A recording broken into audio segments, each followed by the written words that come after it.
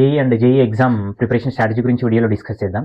First mechanical ఆస్పిరెంట్స్కి వాళ్ళకి 13 subjects ఉంటాయని discuss చేసాం ఆల్రెడీ. సో ఈ 13 సబ్జెక్ట్స్ గేట్ ఐఏఎస్ లెవెల్లో ప్రిపేర్ అయితే 1 ఇయర్ అయినా మనకు టైం సరిపోదు.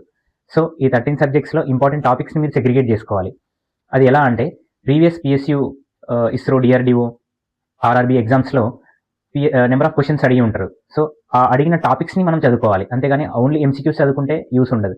సో ఆ టాపిక్స్ని మనం ప్రతి సబ్జెక్ట్లో సెగ్రిగేట్ చేసుకొని వాటిని ఎక్కువ ఫోకస్ చేసి ప్రిపేర్ అవ్వాలి. ఆ టాపిక్స్ నేను మీకు ఫర్దర్ వీడియోస్లో ప్రతి సబ్జెక్ట్స్లో ఏవేవి ఇంపార్టెంట్ టాపిక్స్ అనేవి చెప్తాను. సో మెకానికల్ వాళ్ళు ఎలక్ట్రికల్కి వచ్చేసి ఎలక్ట్రికల్లో బేసిక్స్ నేర్చుకోవాలి, డెఫినిషన్స్.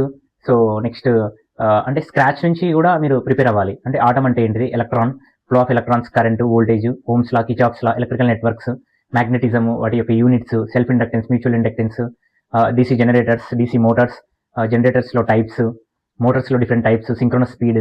సో ఇలా కొన్ని ఇంపార్టెంట్ టాపిక్స్ ఉంటాయి. అంటే బేసిక్, అంటే ఎవరికైనా బేసిక్స్ అర్థమయ్యే విధంగా ఎలక్ట్రికల్ సబ్జెక్ట్ కొన్ని ఉంటాయి. సో ఆ సబ్జెక్ట్స్ కూడా మీరు చూసుకోవాలి. ఇవన్నీ కవర్ చేసిన తర్వాతనే నెక్స్ట్ మనం ఎంసీక్యూస్ సాల్వ్ చేయాలి. సో డైరెక్ట్ ఎంసీక్యూస్కి సాల్వ్ చేయడం వెళ్ళొద్దు. నెక్స్ట్ ఎలక్ట్రికల్ వాళ్ళు సేమ్ స్ట్రాటజీ ప్రిన్సిపల్ ఫాలో అవ్వాలి. ఫస్ట్ మీ కోర్ సబ్జెక్ట్ మీరు కంప్లీట్ చేయాలి, ఎందుకంటే మీ కోర్ సబ్జెక్ట్లోనే మీరు ఎక్కువ మార్క్స్ గెయిన్ చేయగలరు. తర్వాత మీరు మెకానికల్కి వెళ్ళాలి.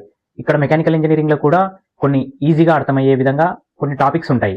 ఫస్ట్ 3 సబ్జెక్ట్స్ నేను చెప్పాను కదా, సో ఆ సబ్జెక్ట్స్ కంపల్సరీ చదవండి. దాని తర్వాత ప్రతి సబ్జెక్ట్స్లో కొన్ని ఇంపార్టెంట్ టాపిక్స్ ఉంటాయి. అవి నేను సెగ్రిగేట్ చేసి ఏవేవి చదవాలి, ఏవి చదవద్దు అని నేను సపరేట్ వీడియోలో ప్రతి సబ్జెక్ట్కి ఇంపార్టెంట్ టాపిక్స్ చెప్తాను, ఎందుకంటే నాది మెకానికల్ స్ట్రీమ్ కాబట్టి.